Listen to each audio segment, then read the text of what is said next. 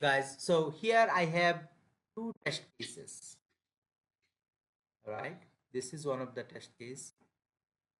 Test case one, verify negative login, and then I have this one, right? Verify homepage elements, right? So uh, verify negative login is up to that, right? You open the browser and then you maximize the browser, you verify the logo, right?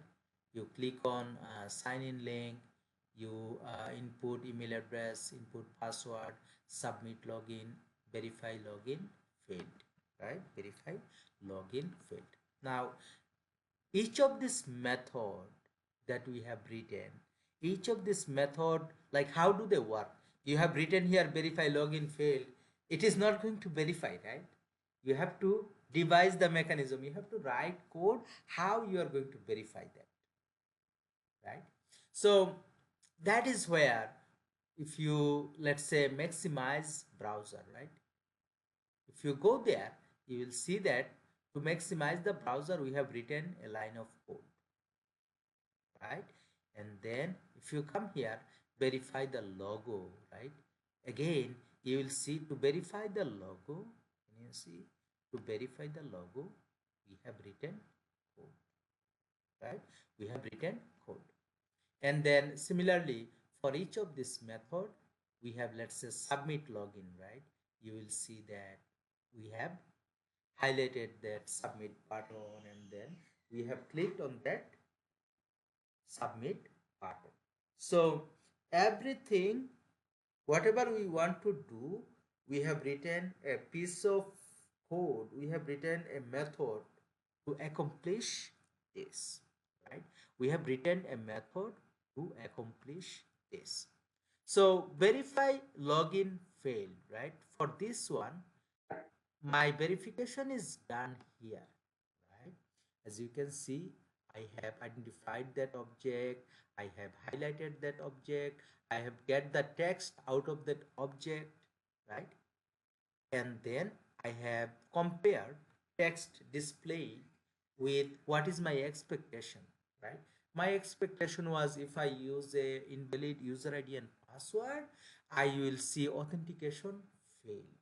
I will see this message. So when I submitted login, I what I got from the screen, I got the text from the screen, and then I have compared here, right? I have compared here, and then I have said, okay, my test case passed, my test case failed, or whatever. And then this additional thing I have added to troubleshoot something. So I'm going to remove this from here. I do not need it. I'm going to remove this and I'm going to put it in a notepad. Okay. Now, so up to this is my negative login, right? My negative login up to this is fine. Okay. Now, today I will focus. Uh, Remember, Jaman, you have written that you have copied the XPath. So today we are going to learn different ways of identifying the object. There are so many ways you can logically write, instead of copying the XPath, right? You can logically write your XPath. So that is what we are going to focus here. We are going to learn this thing. So as a part of this other test case, Mhm.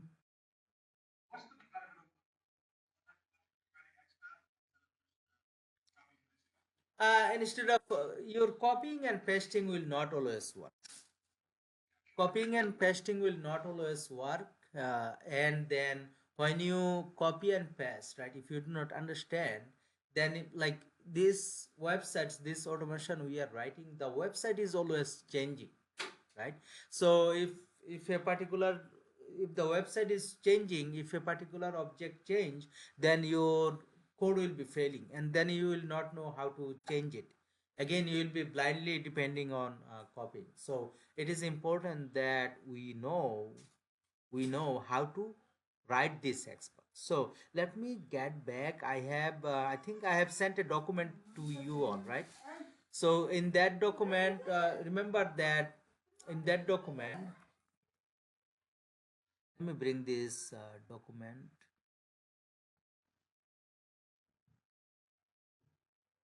The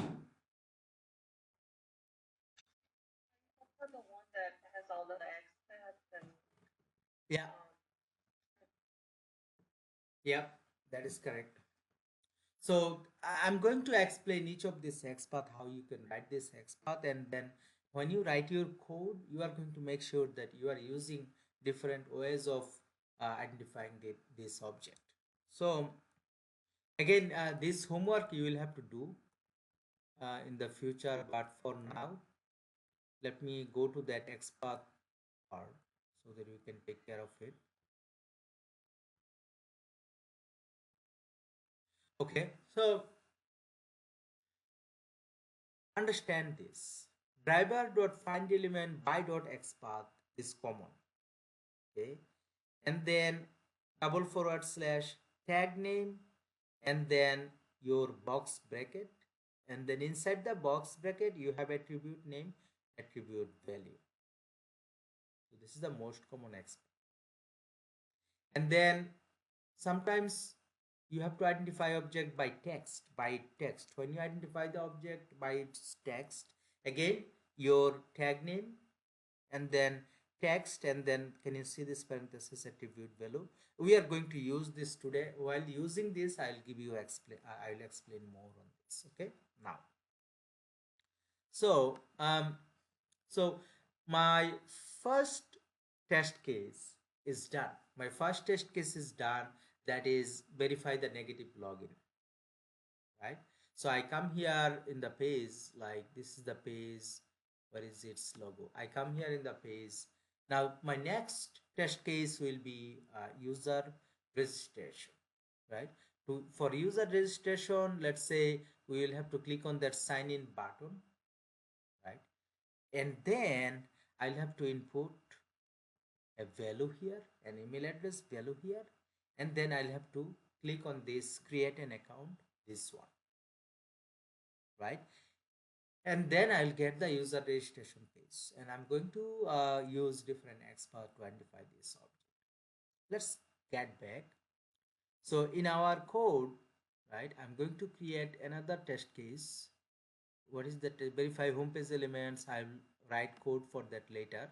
I'm going to create another test case here.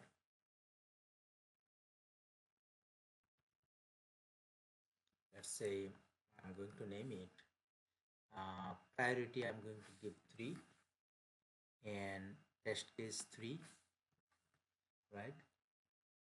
User register. Anything? Are you saying, Jaman? Anything? Yeah. User registration, right? Okay, user registration, and then can you see every time I do not want to run this negative login because it will take time. So I'm going to disable this. I'm going to say enable equal to false. I do not want to run this test case every time I'm running. So I have disabled that. I have put an additional comma that I'm going to remove. So here, let me remove it. So now in this particular test case, right, what is my goal, guys? My goal is to verify all of the things in the user registration page and to submit a registration, right? And this submit a registration, I'll put enable equal to. Okay, now again, as a part of my, before each of the test case will be executed, there is a before method. In the before test method, right, I have a open browser method. In the open browser method, I am opening the application, right? And also I'm maximizing the browser, right? So I, like, before it will go to the test case, it will already open the browser. And here I see that in my before method I have a maximize. I do not need it because I have a maximize method here. Okay, and then I have verified the logo. Yeah, once I have verified the logo, then I'm good. And then the next thing that I have to do here, I have to click on that sign in button, right?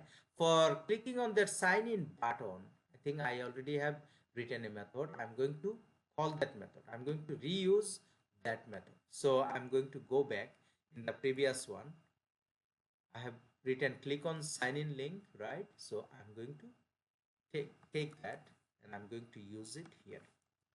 Okay, now it will be clicking on that sign in link, and after you click on that sign in link, right, um, let's say that when you click on that sign in link, then you will get this particular email address, right? Can you see this email address? You will have to input an email address in this email address text box. Now I'm going to show you, right? If you inspect this, if you inspect this, and then if you inspect one more time, right? So here in this one, right, this is a particular object. Now if you take a look, this is the text box, and can you see when you see input? Input means you will be able to input. What do you mean by input? Input means you will be able to input value here. You will be able to type value here. Now this is your tag name. When I'm saying, remember that in that particular document, right? I'm saying // and tag. Tag means what do you mean by tag? Tag means whatever you see after that less than sign in the beginning input. This is the tag. Label, right? This is the text. This label, right? And then input means, let's say, okay, first thing we have to verify that this label is displayed. This label, okay? So for the label, right, can you see here? The tag name is label, and then it has a for attribute. Can you see? It has a for attribute after label space, and can you see this for equal to, this is the attribute name. For is the attribute name, and after equal to whatever you see is the attribute value. Okay, and then can you see the greater than sign and the less than sign?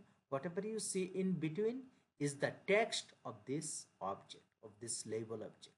Now can you see a label object is starting here after the less than sign, and can you see / label? That means it is ending here. So this label object is starting here, it is ending here. Whenever you see label and then / label means the label is ending here. Okay, so now this label is the tag name is label. It has one attribute. What is the name of that attribute?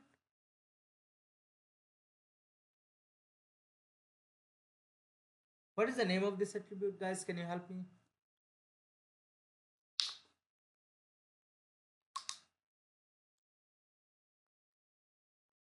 Can you hear me?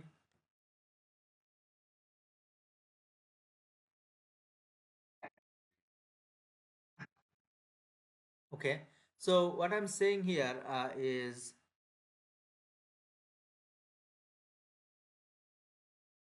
okay, so here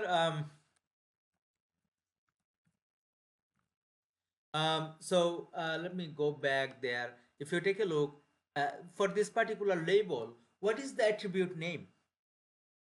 I said it has one attribute. Hmm? What is the name of the attribute, that label object? The attribute name is for. And what is the attribute value? Email create. Does it make sense? What is attribute and what is attribute value?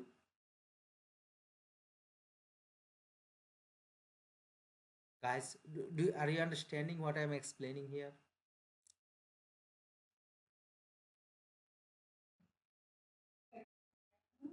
I can hear you, but it seems like I'm asking a question. Are you understanding what I'm explaining here?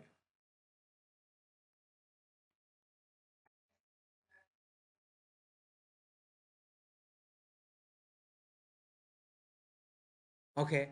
So okay. Now I'm going to identify. Go ahead. for Mhm. and Email create. So we are going to identify that object by this. Now let me show you how you use that. Okay. I'm going to go back to code, and let's say after clicking on sign in link, the next thing is you verify that label is displayed, right? So you go to your method that you have created, that method class, right? And here you start writing your code. Okay. So you come here, and then basically you create a new method, public public void public void, right? Verify label for email, right? And then okay, verify label for email. Now I'm going to um, remember that I have this container that I have declared in the beginning, right? I'm going to use that. I'm going to my web element equal to my drb dot find element by by dot x path. Now you understand. When you get this, you put a double quotation. Inside the double quotation, you put a double forward slash. And what is your tag name? Now you tell me.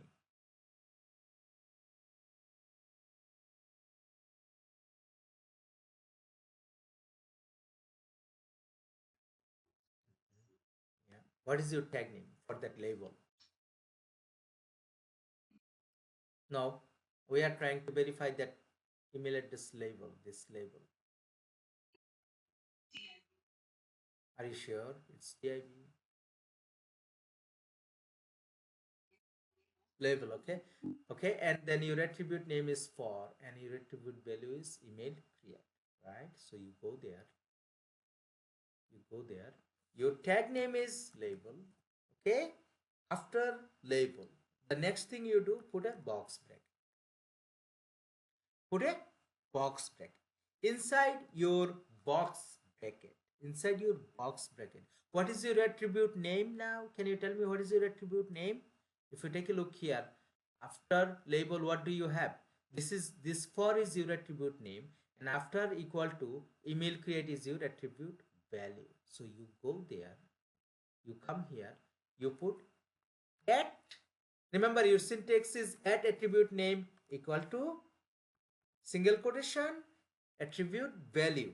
Now what is your, this is your syntax. What is your attribute name? Attribute name is for, and what is the attribute value? You copy this email create, right? This is your attribute value. You copy this, you go to your code, and instead of AV you put it here. Okay. And then okay, this is your object. The next thing you are going to do, you are going to highlight it. For highlighting, you just copy this line. Remember, we have written this method, right? I'm going to put it here, and I'm going to highlight it. And the next thing that I will have to do is I'll have to call this method, right? I'll have to call this method from my test case here, right? My control tab. Is it coming? Tab. Oh, it is not bringing. Okay, I'm trying to. Okay, control tab.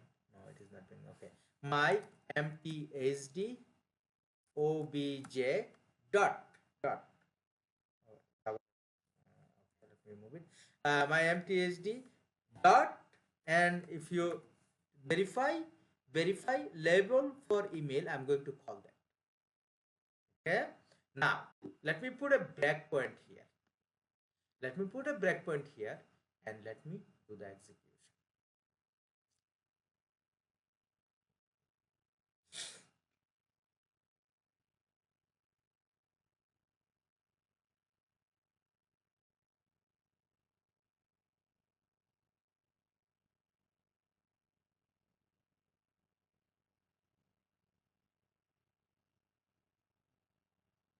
Okay, we are clicking on the sign in.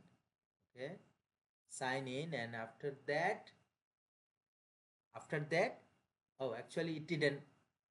Can you see email address is highlighted? No, we are not clicking on the. Can you see it is highlighted here? Can you see this? The highlighting is done. Can you see this? And we were able to highlight this object. Is that true or not true? How did I write it? Now, if you come back here, right, verify the label for email, right? If you go there, what did I do? I have identified that object by its expert. I have written the expert. Okay. Now, any questions so far on this?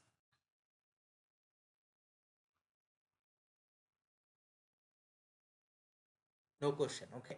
Now I have verified that particular label for email. Now I am going to input an email on that text box.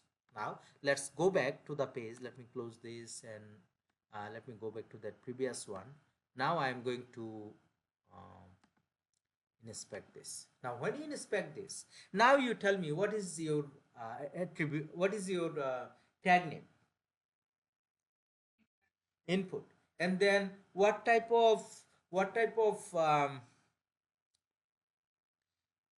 the attribute name that you are seeing here? Right, yes.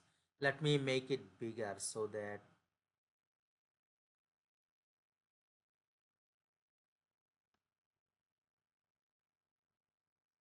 okay. Now you are seeing an attribute type equal to text, right? First of all, can you see there is an attribute here type equal to text, and type is the attribute name, equal to text, equal to text is the attribute value. Now remember, type equal to text, we are not going to use it. We are not going to use this type equal to text to identify object. Why? We are not going to use it because remember, there is another text box here. If you inspect that, right?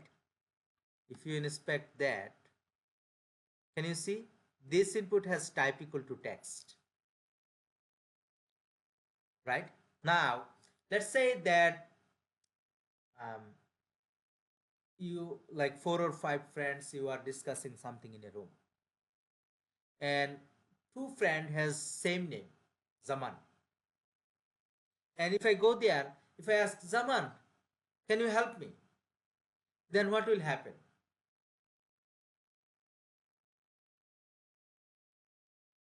What will happen? Tell me.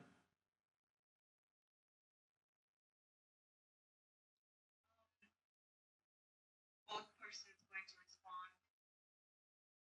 No, both person will look at each other. Which Zaman he is calling? Actually, they will look at each other, and I might not get the actual help because they will confused, right? So here in this particular page, this email address has type equal to text. This email address has type equal to text.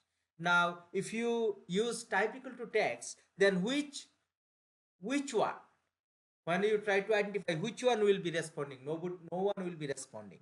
It will say that specify an unique attribute to identify the object. So that's why type equal to text, you do not use it for your object identification. Does it make sense? Okay. Now let's get back to this inspect. Now this one, uh, can you see class? Class is required validate account, right? Now, whenever you see class, right? Class is required validate account input form control. This class as well, I discourage you to uh, use as object identification. You will see if you come here in this particular as one, is required validate account input control, right? They have same class. In website, many object will have same class, right? So you do not like if you, unless you have a other way to identify an object, do not use class attribute to identify object. Okay, so type attribute, class attribute, I'm discouraging you to identify object. So you will look, can you see that there is an ID here, ID name, right? If you use ID, right, you will take a look, ID equal to email create, and if you go there in this one, can you see this one has a different ID equal to email, right? So let's say that your driving license number, will it be matching with my driving license number? No. So always it is a good practice, you identify object by ID. If you see there is an ID, you use that. Okay, if you see there is an ID attribute, you use that. That is a good practice. Actually that is the best practice. But if you do not have ID, right, then you go for name, then you go for other attribute. Okay, now hmm? type type as I explained, right, type is you do not use type because multiple email has same type. Can you see this particular text box, right? This particular text box has same type equal to text, and then if you come here, this one has same type equal to text. So when you have a object that has, when you have an attribute that is common for multiple object, then it will be confusing, it will not be able to identify that object by that attribute. Okay, does it make sense? Okay, let's get back here. So if you take a look here,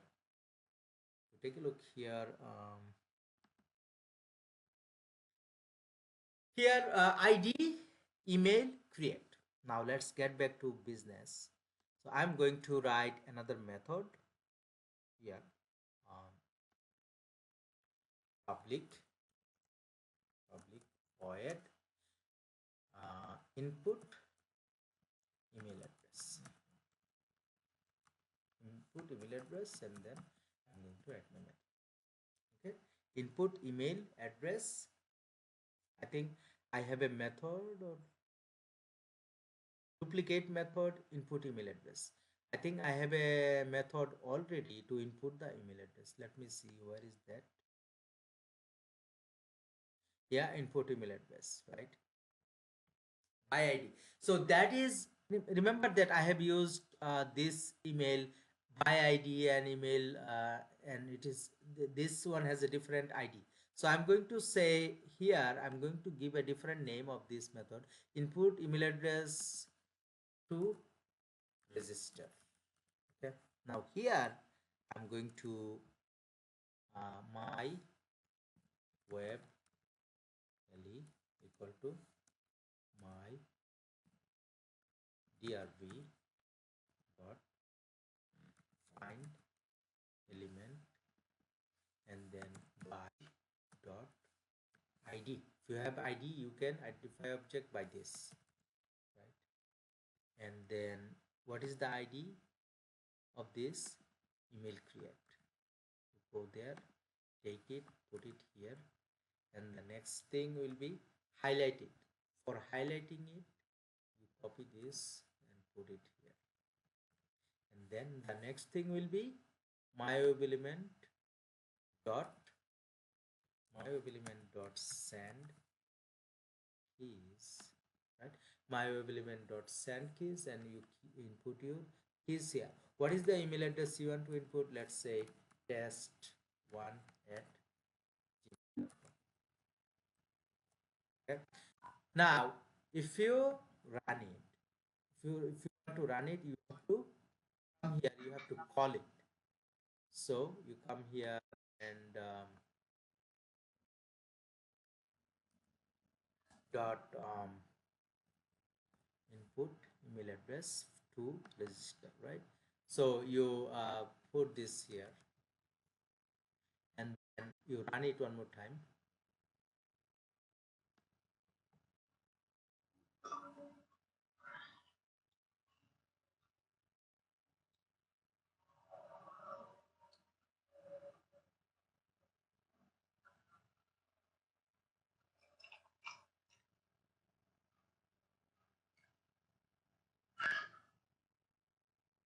Okay, so we have input that email address here, right? Can you see? Now let's get back. So that email address, that object, we have identified by ID. Let me show you how you can write an XPath for this. So here, if you come back and go back inside, right, you will see that instead of in that way, I'm going to identify that object in a different way. So I'm going to keep this, I'm going to comment it out, and then I'm going to come here and then I'm going to remove all of this, find element, and then I'll put this, right, over there. I'll be putting by dot by.xpath, and then when you write xpath, what you do, you put your double forward slash, what is your tag name, input, right, and then you put your box bracket, and inside the box bracket you put your attribute, add attribute name equal to single quotation attribute value. Now you go back and take a look what attribute, what is the attribute name. You are going to use ID. You are going to use ID as the attribute name. I'm going to put it here instead of attribute name, and then I'm going to go back and I'm going to use attribute value. Attribute value, I'm going to put it here, right? I can identify that object in that way. When you have ID, you can directly put by.id. They have a specific method. But if you want to write an XPath, you can write it in that way. Input add ID, and then you put your attribute name, attribute value. That will work as well. Okay. So let's say if you have to identify, I have identified that object by.id type. I have identified that object by XPath by using ID attribute. Now, can you help me if I want to use name attribute to identify that object? Who can help me? I'm going to comment it out and I'm going to write another syntax, right? I need your help here. So now I'm going to identify by.xpath. The tag name is same, right? And then instead of ID, I'm going to identify the object by name attribute. What will I have to do here? Add ID, just add name. Name. And then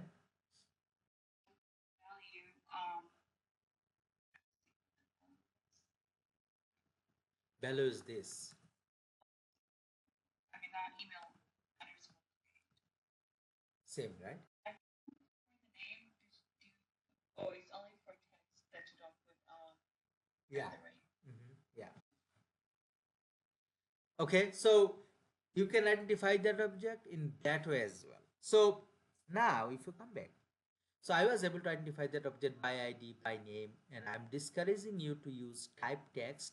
Class is required. Why I am discouraging you to use this attribute to identify the object?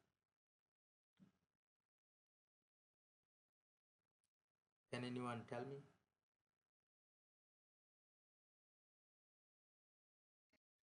Here with other.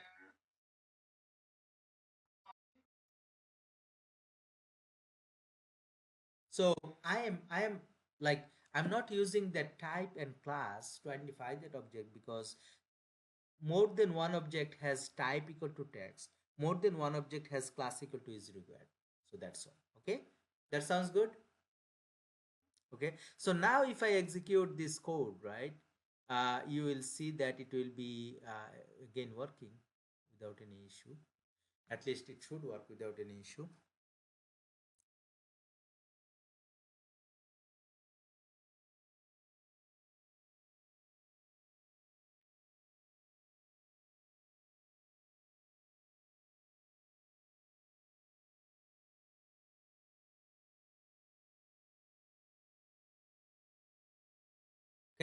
It was able to input the email address. It was able to verify the label. It was able to input the email address here in this text box, right? So any further question up to this, guys?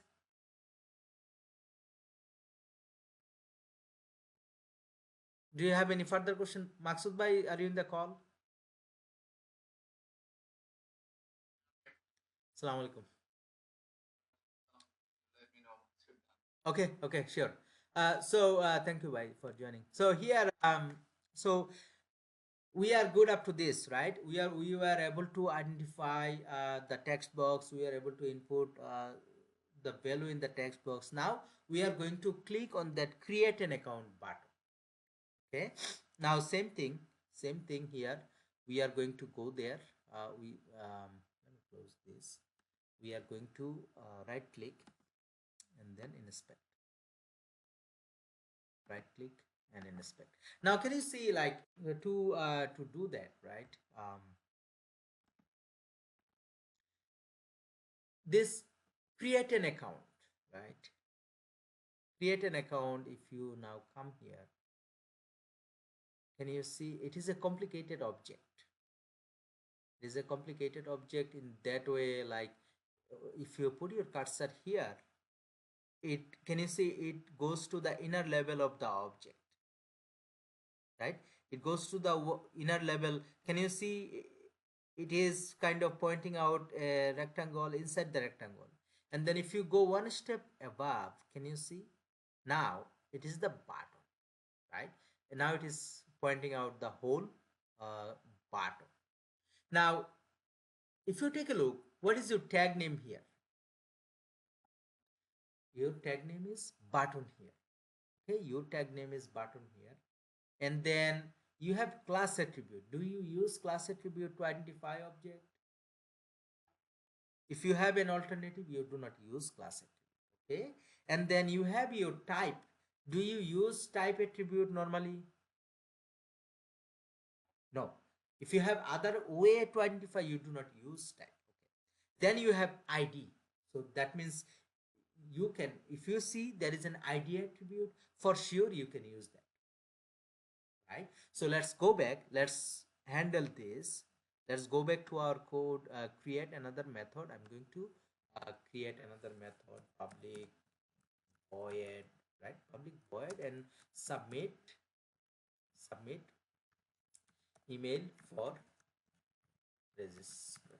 Okay, and then I'll ask you, what is the problem? The name I'm giving, what is the problem here? Why it is complaining? Oh, really? See, I'm forgetting everything. So it cannot have a space.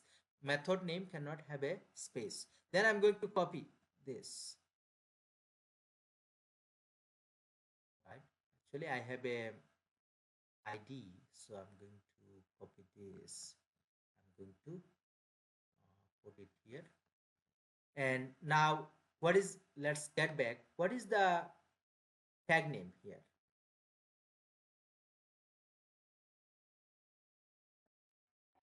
Mhm. Or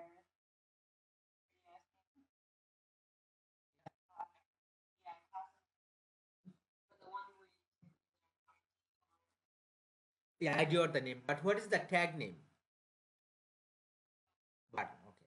So let me go there. So instead of input, it will be button. And you come here, ID, and then let's get back. What is the value of that ID?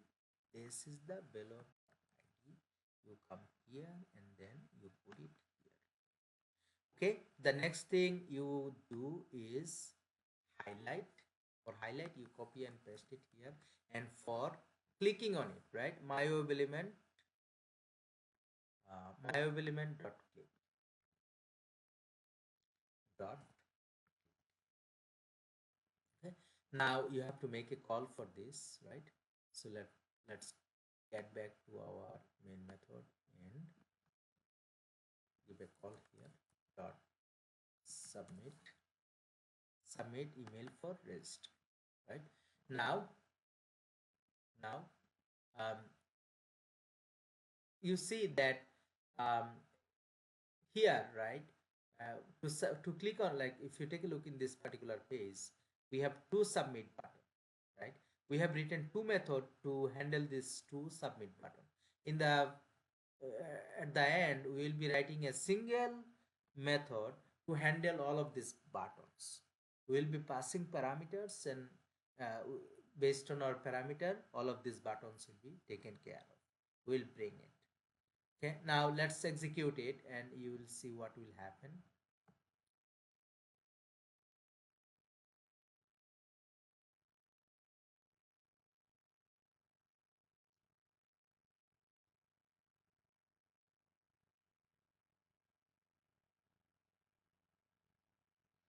Okay, clicking on sign in, and then oh,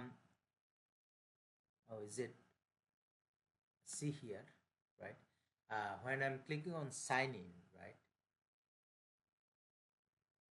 an account using this email address already been registered, right? So it is complaining that I'm trying to create an account with test1 email.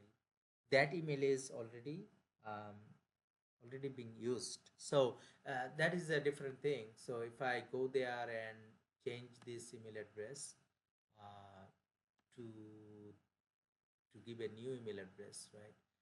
Where is my, so if I give test1 that should be okay.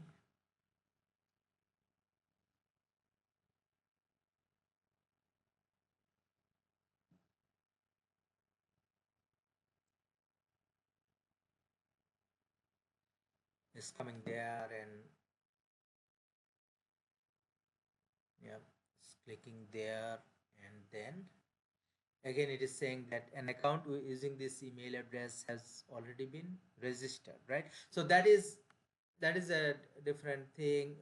Based on that, we can create dynamic data to create this email address. We'll learn it later how we can create a dynamic data.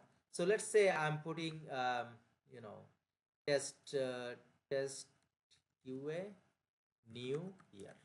Okay, I'm putting that. Hopefully it will take that. Close all of this.